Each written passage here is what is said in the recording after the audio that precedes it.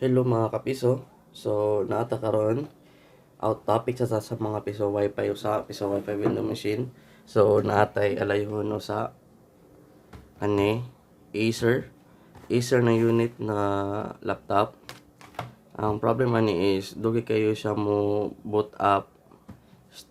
Stuck siya sa sige sa kuan starting menu, tapos pag mo proceed ni siya sa homepage, medyo mo abot og mga 5 minutes to 4 minutes. So dugay kayo siya.